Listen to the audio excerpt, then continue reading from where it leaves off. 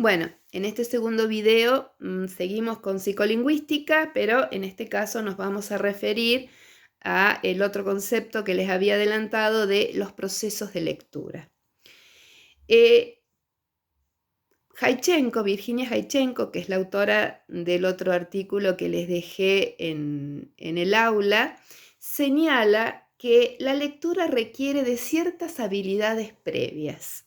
Estas habilidades son vocabulario, comprensión, tener la capacidad de comprender, conocimiento del mundo y el manejo de la oralidad, ¿no? Entonces, con respecto a vocabulario, bueno, cuanto más amplio es el vocabulario que maneja un niño, cuanto conoce o sabe con mayor certeza o con cierto grado de complejidad el significado de esas palabras y las usa de manera adecuada, las incorpora adecuadamente a su discurso, cuando puede comprender aquello que le cuentan, le relatan, le dicen o le leen, cuanto más conoce el mundo, es decir, cuanto más contacto social tiene el niño, cuanto más acceso tiene a los medios de comunicación y cuanto mejor maneje la oralidad, cuanto más desarrollado sea su discurso, ¿no? Es lo mismo un niño que cuando uno le hace una pregunta contesta con monosílabos, aquel que se pone a contar y se pone a hablar y contesta con 2, 3, 4, 5 frases, ¿no?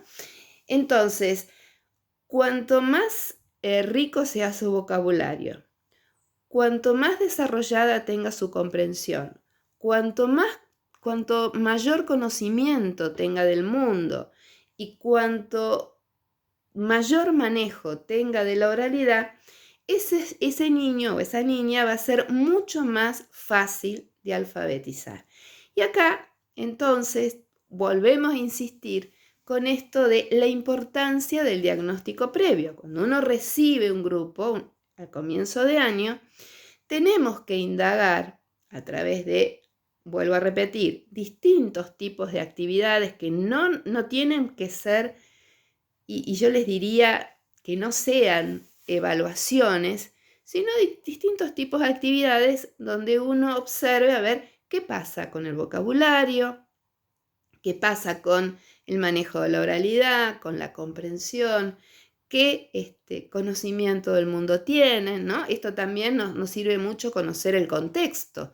No es lo mismo trabajar con un grupo de niños que vive en el centro de la ciudad que trabajar con niños que viven en una escuela rural, que a lo mejor tienen poco contacto social, poco acceso a lo mejor la televisión, ver un ratito, cuando hay señal, cuando pueden ubicar la antena, no tienen conexión de internet, ¿no? Entonces, todos estos factores tienen que ver porque, como les decía en el otro video, nos permiten saber dónde estamos parados.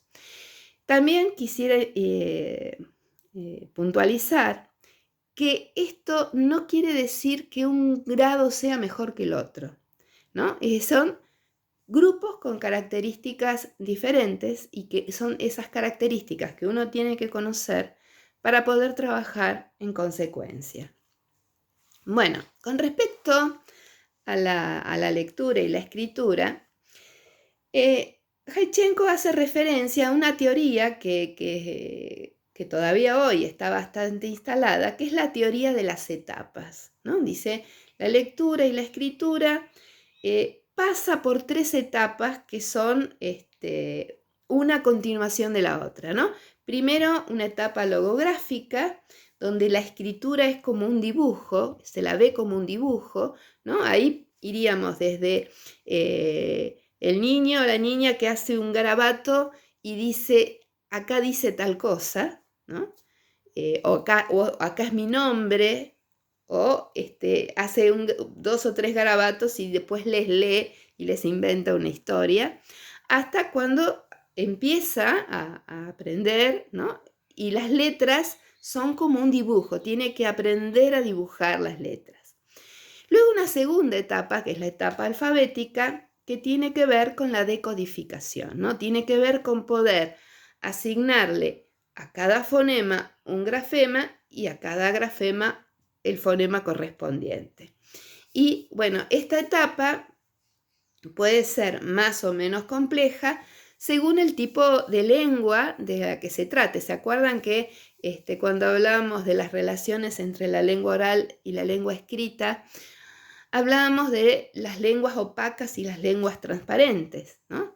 Las lenguas transparentes son aquellas que a un fonema le corresponde un grafema y viceversa. En cambio, las opacas, eso no es así, ¿no? No a todo fonema le corresponde siempre el mismo grafema y viceversa. Y se acuerdan que habíamos dicho que el español, dentro de todo, es una lengua bastante transparente, aunque bien tiene algunas dificultades, como habíamos visto, ¿no?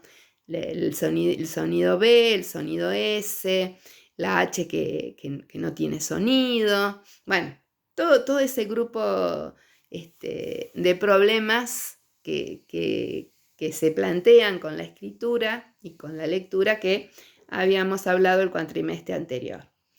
Y la tercera etapa, la última, es la etapa ortográfica, que consiste en que las palabras, como un bloque, como una totalidad, quedan almacenadas en la memoria, ¿no? Entonces, todos nosotros cuando leemos, no leemos letra por letra, sino de un golpe de vista leemos la palabra. ¿Y por qué es posible eso? Bueno, porque esa palabra quedó almacenada, está guardada en la memoria y cuando la vemos la identificamos y la reconocemos. Esta teoría es una teoría a la cual Jaichenko le hace dos grandes críticas.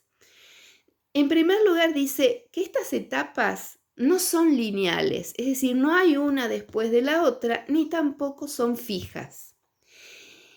Y que en cambio, dice, hay dos procesos que interactúan simultáneamente. Es decir, a esta teoría de las tres etapas, ella presenta la teoría de los procesos de lectura, que son dos procesos que interactúan, o sea, que tienen relación entre sí, que se potencian mutuamente y que son simultáneos, o sea, que existen al mismo tiempo.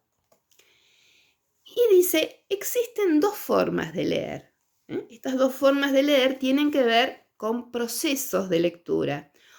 A un proceso ella lo va a llamar los procesos léxicos y los otros unos son los procesos subléxicos y los otros son los procesos léxicos. En el proceso subléxico, la lectura consiste en que el niño o el adulto a veces lee grafema por grafema. O cuando escribe, va escribiendo, ¿no? Fonema, grafema, ¿no? Tiene que ir reconociendo elemento por elemento. La lectura que se lleva a cabo en el proceso subléxico es una lectura lenta, segmentada, ¿no? Como uno dice, lee deletreando, ¿no? Si tengo que leer la palabra, no sé, manteca, por ejemplo, en este proceso subléxico, la persona o el niño va a leer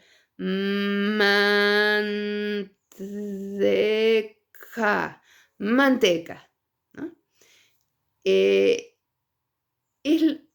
lo que nos pasa a nosotros, que ya somos lectores expertos, o sea, ya estamos totalmente alfabetizados, ¿no? Nuestra alfabetización inicial ya se completó, pero cuando uno lee, por ejemplo, el prospecto de un remedio y quiere leer las drogas, ¿no? Vieron que son esas palabras extrañas, generalmente largas y con muchas consonantes. Como son palabras que no conocemos, las leemos en forma subléxica, ¿no? Vamos leyendo como deletreando o sílaba por sílaba, ¿Por qué? Porque es una palabra muy extraña, muy difícil y no la conocemos. ¿Cómo nos damos cuenta que un niño o una persona, un adulto, todavía sigue hay un predominio en su lectura de los procesos subléxicos? Nos damos cuenta porque cuando lee ubica mal el acento. Por ejemplo, si tiene que leer tomate, va a leer tomate, ¿no? No va a leer tomate. El acento lo va a cambiar de lugar. Entonces, cuando alguien está leyendo en voz alta y ocurre eso, bueno, ahí luz de alarma, algo está pasando que tenemos que atender porque a lo mejor aparece ese proceso subléxico en un momento de su trayectoria escolar y con un texto en donde no debería aparecer. Paralelamente a este proceso subléxico, tenemos los procesos léxicos. Los procesos léxicos tienen que ver con esas palabras que quedan almacenadas en la memoria, ¿no? Es decir, uno ve una palabra cuando está aprendiendo a leer y escribir, una palabra nueva, la usa, la repite, la ve escrita, la lee varias veces, entonces esa palabra se incorpora a ese reservorio que tenemos en la memoria, ¿no? Toda palabra nueva la tenemos que trabajar con los chicos, ¿no? Tiene que haber un reconocimiento fonológico, ¿no? Qué sílabas, qué letras, ¿no? Todo ese trabajo que hablábamos hoy. Y tiene que tener un contexto, por eso decíamos la importancia de siempre partir de la lectura y del trabajo de comprensión sobre un texto leído.